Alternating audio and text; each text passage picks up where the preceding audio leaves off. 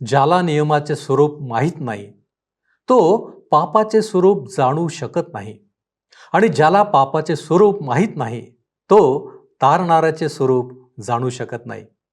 काय आम्हाला नियम ठाऊक आहेत?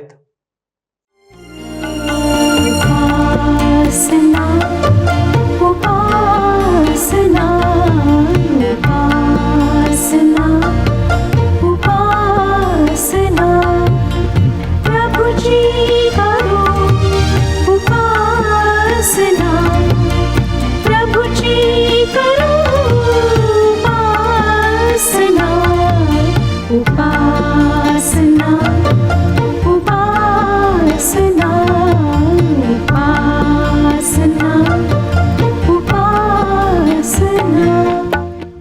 प्रभू येशू ख्रिस्ताच्या मधुर नावात आपणा सर्वांस सलाम. उपासना कार्यक्रमामध्ये आपले हार्दिक स्वागत. प्रियांनो, या दिवसात रोमकरास पत्र याद्वारे पाप, नियमशास्त्र, देवाची कृपा आणि मनुष्यासाठी देवाच्या द्वारे तारणाची योजना या गोष्टी विस्तृत प्रमाणात शिकण्याचा आणि अभ्यासनाचा प्रयत्न आपण करीत आहोत. आत्मिकतेच्या दृष्टिकोनातून या सर्व गोष्टींना महत्त्व आहे. प्रियांनो, आज आपण याच विषयात पुढे जात असताना नियमशास्त्र आणि पाप यांच्यातील संबंध पाहणार आहोत. पौलाने उत्तम रीतीने याचा उलगडा कसा केला आहे हे आपण लक्षपूर्वक पाहावे अशी माझी तुम्हाला विनंती आहे. तर मग चला प्रियांनो, आपण आपल्या अध्ययनाची सुरुवात करूया. श्रोत्यानो, आज आम्ही रोमकरास पत्र ह्याच्या 7व्या अध्यायाच्या 7 पासून पुढच्या वचनांवर विचार करणार आहोत. परंतु त्याआधी शेवटल्या काही वचनांवर मी आपणाला अधिक स्पष्टीकरण देऊ शकले नाही. ती वचने मी प्रथम आपणाकरिता अभ्यासणार आहे.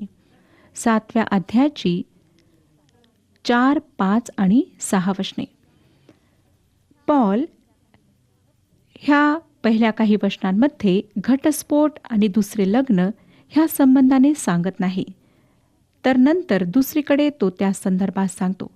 ह्या ठिकाणी पॉल आपले लक्ष फक्त एका गोष्टीकडे वेधित आहे आणि आपल्याला हेच सांगत आहे की जेव्हा स्त्रीचा पती मरतो तेव्हा ती त्याची पत्नी राहत नाही, तर ती पुन्हा एक साधारण स्त्री म्हणून राहते. सर्व सुशिक्षित लोक ह्या मताशी सहमत आहेत, परंतु काही लोक अजूनही असे आहेत जे पती मेल्यानंतर त्या स्त्रीला दगडाने मरेपर्यंत मारतात. परंतु सुशिक्षित लोकांमध्ये असे आढळून येत नाही. पौलाला पती आणि पत्नी ह्यांच्या नियमांचे थोडे विस्तृत रूप ह्या ठिकाणी दाखवायचे आहे आणि म्हणून त्याच्यावर त्याला प्रकाश टाकायचा आहे. पहिली गोष्ट, जर तिचा पती जिवंत आहे आणि दुसरी गोष्ट तिचा पती मेलेला आहे, तर त्या स्त्रीचे काय स्थान आहे हे तो दाखवतो. 4थं वचन मी आपणाकरिता वाचलेलं आहे आणि त्याचं स्पष्टीकरण ह्या ठिकाणी मी आता आपणाला देणार आहे. दुसऱ्या शब्दात तो म्हणतो की माझ्या बंधूंनो, तुमचा जो जुना स्वभाव आहे, तो जुना स्वभाव जो आदामाचा स्वभाव आहे, तो सुद्धा वधस्तंभावर मेलेला आहे असे नियमशास्त्र सांगते. येशू ख्रिस्ताच्या शरीराच्या द्वारे आपणाकरिता नियमशास्त्राची हत्या करण्यात आली आहे, ज्याद्वारे आपण दुसऱ्यांबरोबर विवाहाद्वारे संयुक्त व्हावे. त्याच्यासोबत जो मेलेल्यातून पुनर्जीवित झाला, ज्याच्या परिणामस्वरूप आम्ही परमेश्वराकरिता फलवंत व्हावे. पत्नी हे ख्रिस्तामध्ये विश्वास ठेवणाऱ्याला दाखविते. दुसरा पती ख्रिस्ताला दाखवितो. आपण त्याच्याशी एकरूप झालो आहोत. परंतु पहिला पती कोण आहे? पाहूया काही लोक ह्याविषयी काय म्हणतात. डॉक्टर विल्यम सँडे ह्यांचे असे मत आहे की पहिला पती म्हणजे आमच्या परिवर्तनाच्या पूर्वीची स्थिती, किंवा पहिला पती म्हणजे आमचे परिवर्तन होऊन ख्रिस्ताकडे येण्यापूर्वीची आमची स्थिती. डॉक्टर स्टिफलर असे सांगतात, आमचा पहिला पती म्हणजे वधस्तंभावर खिळलेला ख्रिस्त. डॉक्टर विल्यम आर न्यूवेल ह्यांचे असे मत आहे की आमचा पहिला पती म्हणजे आदम आणि त्याच्यामध्ये असणारी आमची अवस्था. वैयक्तिक दृष्टीने मला असे वाटते शेवटले ते चांगले, कारण ह्या संपूर्ण भागात आम्ही पाहतो, सुरुवात तर रोमकरास पत्र ह्याच्या 5व्या प्रकरणापासून झालेली आहे. ह्या प्रकरणाच्या सुरुवातीलाच आम्हाला पाहायला मिळते की 2 प्रमुख व्यक्ती आहेत, एक आदम आणि दुसरी ख्रिस्त. आपण पाहिले की पहिला आदाम आणि शेवटचा आदाम, त्याचप्रमाणे पहिला मनुष्य आणि दुसरा मनुष्य. आम्ही आमच्या जुन्या स्वभावामुळे आदामाशी जोडलेले आहोत. नियमशास्त्र हे जुन्या स्वभावावर नियंत्रण करण्यासाठी देण्यात आले होते, परंतु ते देहाच्या दुर्बलतेमुळे अपयशी ठरले आणि नियमशास्त्र इस्रायलांसाठी गळ्यात बांधण्यात आलेल्या जात्याप्रमाणे झाले. नियमशास्त्राने त्यांना वर उचलले नाही श्रोत्यानो, उलट त्यांना गुलामगिरीत 1500 वर्षे राहावे लागले. नियमशास्त्राची जी मागणी होती ती मागणी मानव कधीच पूर्ण करू शकला नाही. ते अर्थातच अपराधाची सेवा करणे होते. समजा एखाद्या गैरयहुद्याने विश्वास केल्यानंतर नियमशास्त्राचे पालन करायचे ठरविले तरी त्याला कोणत्याच प्रकारची आशा नसे. म्हणून पौल सांगतो, ख्रिस्त आपल्या शरीरात मेला. आपण ख्रिस्ताच्या मृत्यूत त्याच्याशी समरूप झालो आहोत, एकरूप झालो आहोत आणि आता आम्ही नियमशास्त्राला मृत झालेले आहोत आणि नियमशास्त्र आमच्याकरिता मृत झालेले आहे. तो पहिला पती हा आदम आहे, परंतु येथून पुढे कधीही आम्ही त्याच्याशी एकरूप नाही. आता आपण जिवंत ख्रिस्ताशी एकरूप झालो आहोत. आम्ही त्याच्याबरोबर म्हणजेच ख्रिस्ताबरोबर मेलो आणि त्याच्याबरोबर जिवंत झालेले आहोत. तोच दुसरा पती आहे. जिवंत ख्रिस्त हाच दुसरा पती आहे. तो आम्हाला फलवंत होण्यास सामर्थ्यवान करतो. आम्हाला माहीत आहे श्रोत्यानो की येशू पुन्हा त्या पापमय देहात असणार नाही, कारण त्याचे पुनरुत्थान झाले आहे आणि पुनरुत्थान झालेल्या ख्रिस्ताशी आम्ही आता एकरूप झालो आहोत. नियमशास्त्र हे ख्रिस्तामधील नवीन लोकांना देण्यात आले नाही. करिंथकरास दुसरे पत्र 5वा अध्याय आणि 17वे वचन सांगतं, जुने ते होऊन गेले आणि आता सर्व काही नवीन झाले आहे. म्हणून एक विश्वासणारी व्यक्ती नियमशास्त्राच्या अधीन नाही, तर ती कृपेच्या अधीन आहे. आणि हे पवित्र शास्त्राचे एक सत्य कथन आहे. प्रत्येक विश्वासणाऱ्याला त्यावर विश्वास ठेवायचा आहे, कारण परमेश्वर असे म्हणतो. हे कथन तसेच आहे. आता मला एक हास्यास्पद उदाहरण देऊन हे स्पष्ट करायचे आहे. एका देशात मोठ्या मोठ्या बागांच्या मालकाने, जो स्वतः सुंदर आणि रुबाबदार होता, एका सुंदर स्त्रीबरोबर लग्न केले आणि ते आनंदाने व प्रेमाने आपल्या घरात राहत होते. नंतर एके दिवशी अचानक तो माणूस आजारी पडला आणि मेला. त्यामुळे त्या स्त्रीला फार दुःख झाले. अंतःकरण तुटल्यासारखे वाटले, कारण ती आपल्या पतीवर अतिशय प्रेम करीत होती. श्रोत्यानो, तिने एक विचित्र प्रकार केला. तिने आपल्या पतीच्या शरीरात मसाला भरून घेतला व त्या मृत शरीराला आपल्या समोर एका खुर्चीत बसून हवाबंद काचेच्या आवरणात ठेवले. दरवाजा उघडताच तो मृतदेह तिला दिसत असे. परंतु तिला भेटायला येणाऱ्या लोकांनी सांगितले की तू येथेच बसून राहू नको, जरा बाहेर निघ, प्रवास करू नये. लोकांच्या आग्रहामुळे तिने थोडा प्रवास केला. ती उत्तरेकडे गेली आणि सुमारे 2 वर्षे ती प्रवास करीत होती. तेवढ्या अवधीत तिला एक दुसरा पुरुष भेटला. ती त्याच्या प्रेमात पडली आणि तिने त्याच्याबरोबर विवाह केला. आणि मधुचंद्राच्या वेळेस ती दोघे तिच्या त्या बागेतील घरात आलेत. नवीन वराने त्या संस्कृतीप्रमाणे आपल्या पत्नीला उचलले आणि तो तिला वर घेऊन गेला. जेव्हा त्याने तिला खाली ठेवले तेव्हा त्याचे लक्ष काचेच्या आवरणातील त्याच्याकडे रोखून पाहणाऱ्या त्या मृत माणसाकडे गेले. तेव्हा तो आपल्या वधूला म्हणाला, तो कोण आहे? आतापर्यंत ती स्त्री त्याला विसरली होती. तिने त्याला सांगितले की तो तिचा पहिला पती आहे. आणि त्यावेळी त्या दोघांनी निर्णय घेतला की हीच उत्तम वेळ आहे की आपण ह्या मृतदेहाला आता मातीत पुरावे, कारण तेच करणे योग्य होते. तिने आता एका नवीन माणसाबरोबर लग्न केले होते. जुना मनुष्य मेला होता. आता श्रोत्यानो, मी कबूल करते की ही एक हास्यास्पद गोष्ट आहे. मला कधीकधी असं वाटतं की असे कधी घडू शकेल काय? ही गोष्ट खरी आहे किंवा नाही हे मला माहीत नाही. पण हे अवश्य खरे आहे की आज असे अनेक विश्वासू लोक आहेत की ज्यांनी नियमशास्त्राला पुरले आहे, परंतु खरे पाहिले असता त्यांनी नियमशास्त्र कधीच पुरलेले नाही.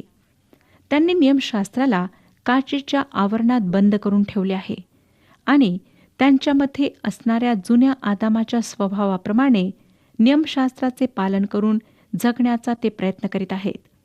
हे किती हास्यास्पद आहे, होय ना श्रोत्यानो?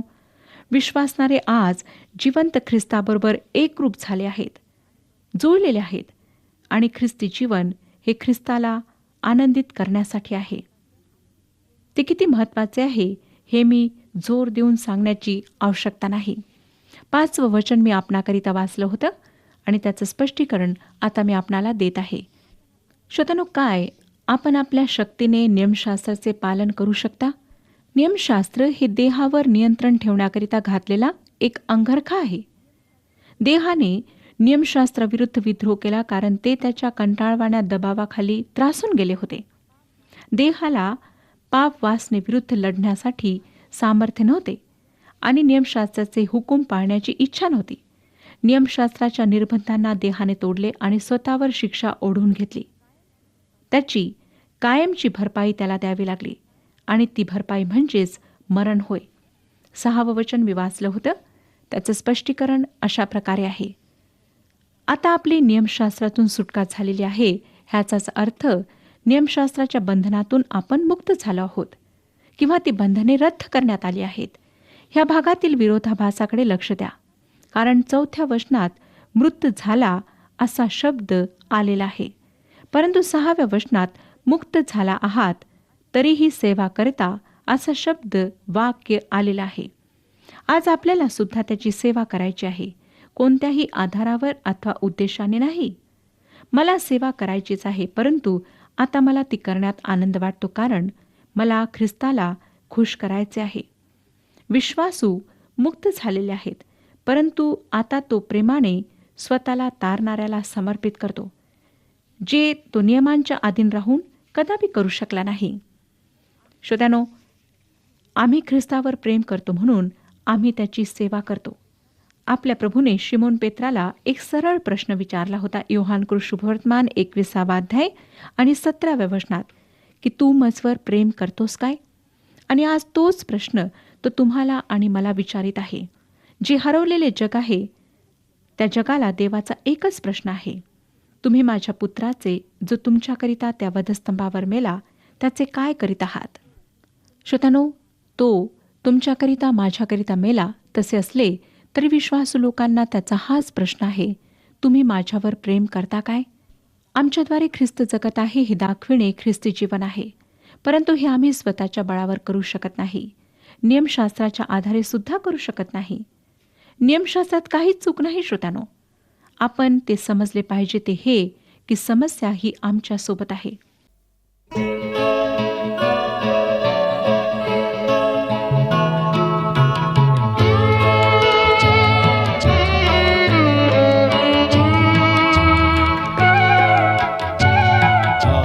जीव तुझ साठीच रे ख्रिस्ता, आता स्वीकारून घे मला. आलो मी तव दारीच रे ख्रिस्ता, आता कवटाळून घे मला. जीव तुझ साठीच रे.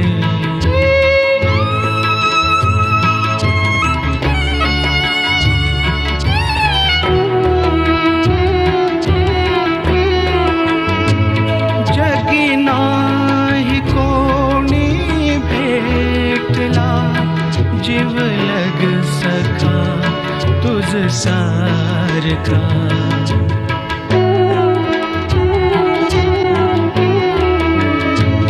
जगी नाही कोणी भेटला, जीवलग सखा तुझ सारखा. भारावने मन जाई रे ख्रिस्ता, बघता निस्वार्थ तव प्रेमा. जीव तुझ सा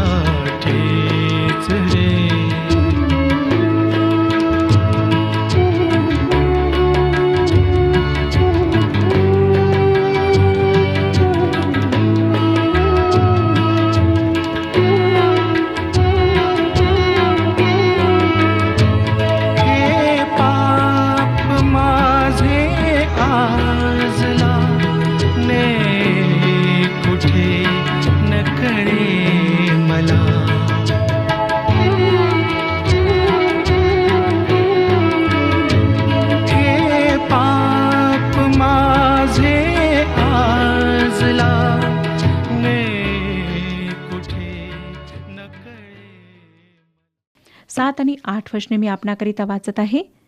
तर मग आपण काय म्हणावे? नियमशास्त्र पाप कधीच नाही.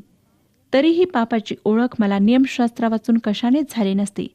लोभ धरू नको असे नियमशास्त्रात सांगितले नसते तर मला लोभाचे ज्ञान झाले नसते.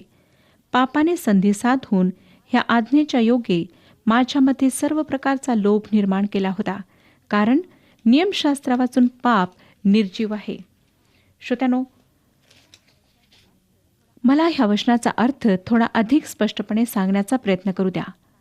तर मग आपण काय म्हणावे? नियमशास्त्र पाप आहे काय? ह्या विचारापासून परमेश्वर आम्हाला दूर ठेव.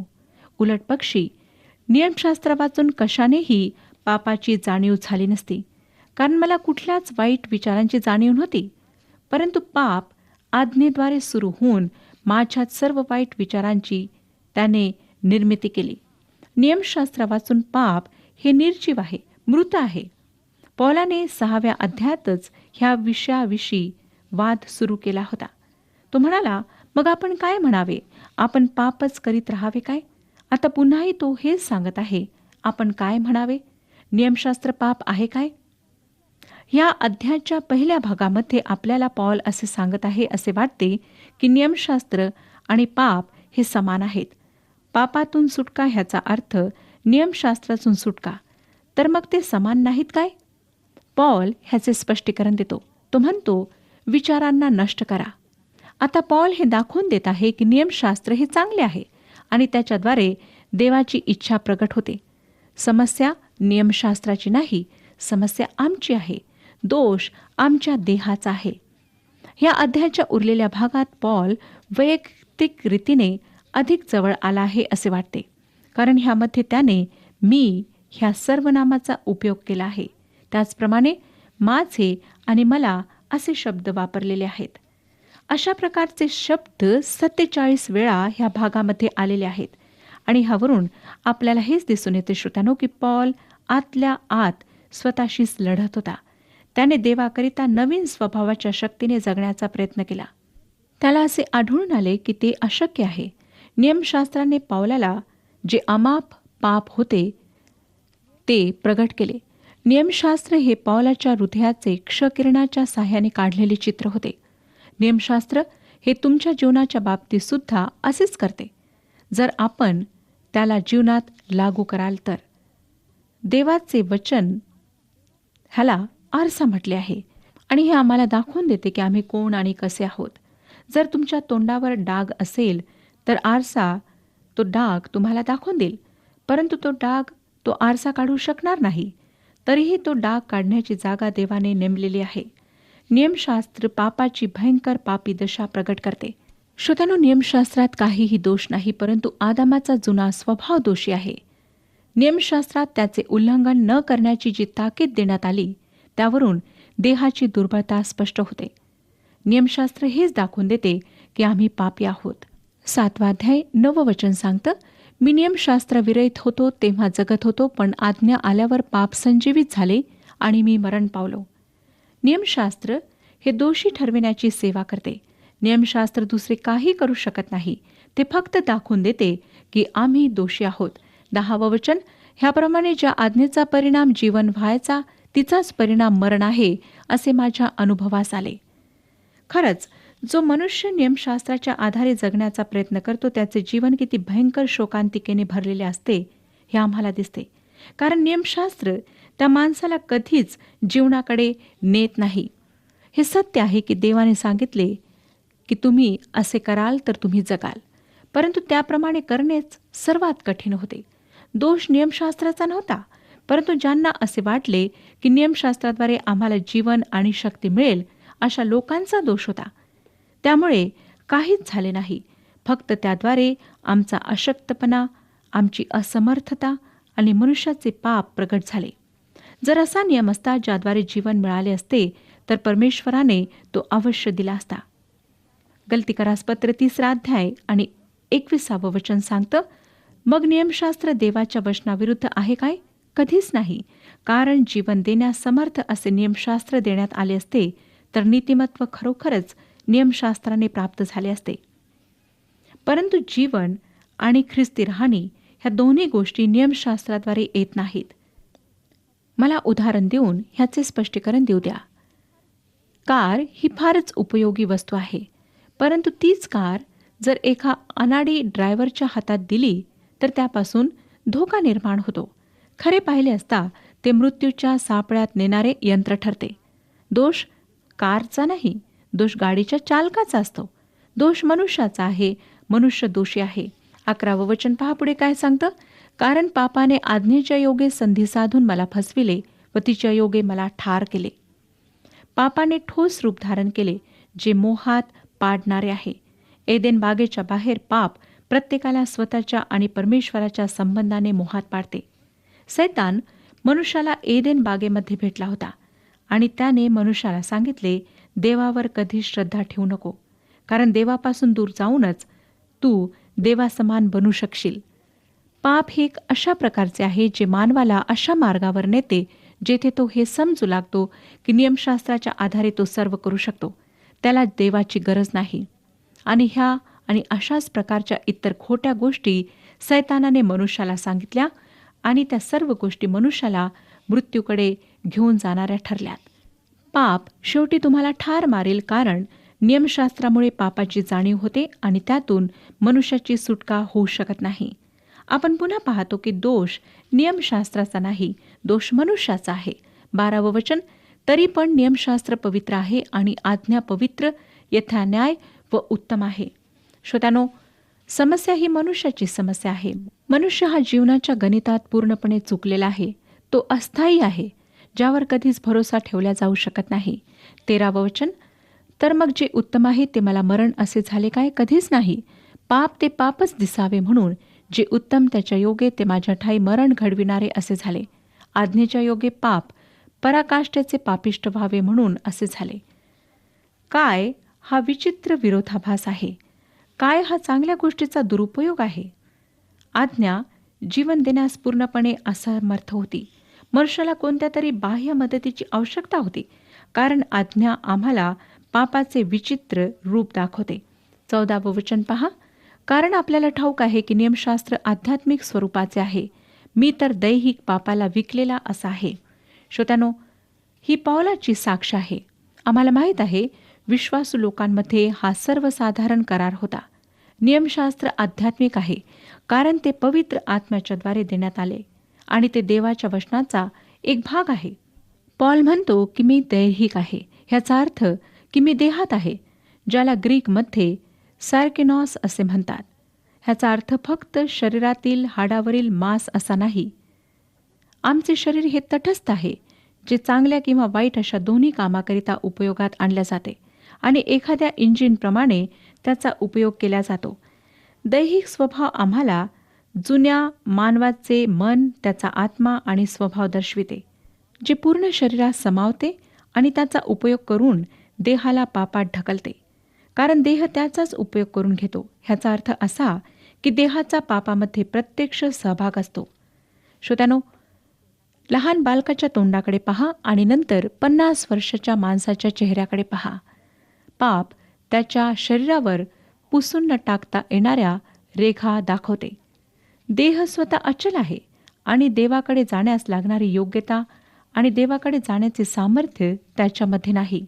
त्यावर पापी स्वभावाचा पूर्ण ताबा आहे. 15 आणि 16 वचने सांगतात, कारण मी काय करीतो ते माझे मलाच कळत नाही. म्हणजे जे मी इच्छितो ते करीतो असे नाही, तर जे मला द्वेष वाटते तेच करीतो. जे मी इच्छित नाही ते जर मी करीतो तर नियमशास्त्र उत्तम आहे अशी मी संमती देतो. श्रोत्यानो, अशा प्रकारचा स्वभाव आम्हातील प्रत्येकामध्ये आहे. अनेकदा आम्हाला माहीत असतं की हे करणे योग्य आहे, परंतु तरीसुद्धा आम्ही स्वतःवर नियंत्रण ठेवू शकत नाही आणि अयोग्य तेच आम्ही करतो. नंतर 17, 18 आणि 19 वचने सांगतात, तर आता ह्यापुढे ते कर्म मीच करीतो असे नव्हे, तर माझ्या ठाई वसणारे पाप ते करीते. कारण मला ठाऊक आहे की माझ्या ठाई म्हणजे माझ्या देह स्वभावात काही चांगले वसत नाही. कारण इच्छा करणे हे मला साधते, पण चांगले ते कृतीत आणणे मला साधत नाही. होय श्रोत्यानो, अशा प्रकारची दुर्बळता आमच्यातील प्रत्येकात आहे. 19वं वचन, कारण जे चांगले करावेसे मला वाटते ते मी करीत नाही, तर करावेसे वाटत नाही असे जे वाईट ते मी करीतो. आणि म्हणूनच आम्हाला दिसतं की आमच्यातील अनेकांच्या जीवनामध्ये भयंकर असे पाप होत आहेत. आम्ही स्वतःवर, स्वतःच्या भावनांवर, इच्छांवर, वासनांवर नियंत्रण ठेवू शकत नाही.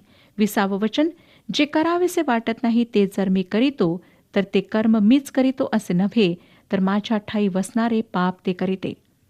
श्रोत्यानो, ह्यावरून आम्हाला दिसतं की आमच्यातील प्रत्येकामध्ये जुना स्वभाव आहे. आणि जेव्हा जेव्हा आम्ही परमेश्वरापासून दूर जातो, जेव्हा जेव्हा आम्ही स्वतःच्या इच्छेप्रमाणे वागतो, तेव्हा आमच्यामध्ये जो जुना स्वभाव आहे, जे पाप आहे, ते अयोग्य ते करण्याकरिता आम्हाला विवश करते.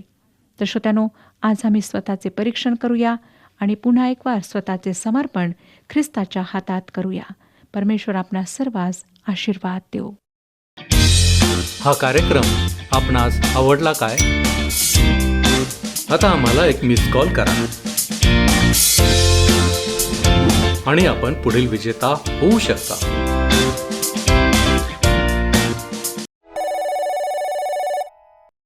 प्रियानो, आज आपण पाहिले आहे की नियमशास्त्र आम्हाला पापाची जाणीव करून देते. याचा अर्थ असा नाही की नियमशास्त्र पाप आहे.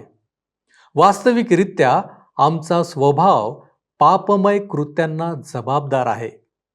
परंतु जर नियमशास्त्राच्या द्वारे आमचा स्वभाव आम्ही बदलतो, तर प्रत्येक विश्वासणारी व्यक्ती कृपेच्या अधीन होऊ शकते. कृपा ही येशूच्या द्वारे आहे. प्रियानो, हे गुज मोठे आहे की येशूद्वारेच आमची पापापासून सुटका आहे. काय आपण आत्मपरीक्षण करूया का? आपण प्रार्थना करू.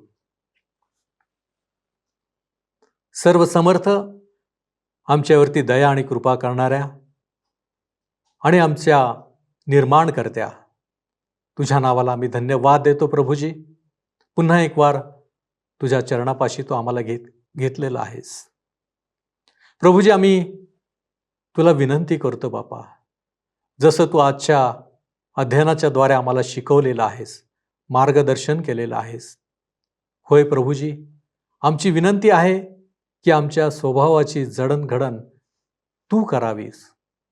होय प्रभूजी, आमच्या इच्छा आणि जगातील गोष्टी यांच्याद्वारे बापा आमची जडणघडण होऊ नये. तर प्रभूजी, आमची विनंती आहे, सो तू आमचा मार्गदर्शक, प्रभूजी, तुझ्या इच्छेनं तू आमचा स्वभाव तयार कर, योग्य गोष्टी आमच्यामध्ये घाल आणि प्रभूजी, आमच्याद्वारे तुझं गौरव होऊ दे. आणि म्हणून स्वतःला आम्ही तुझ्या हाती सोपवित असताना या विनंत्या, या मागण्या येशू ख्रिस्त आमचा प्रभू याच्याद्वारे करतो, म्हणून तू ऐक. आमेन. ख्रिस्ताची शांती तुमच्या अंतःकरणात राज्य करो.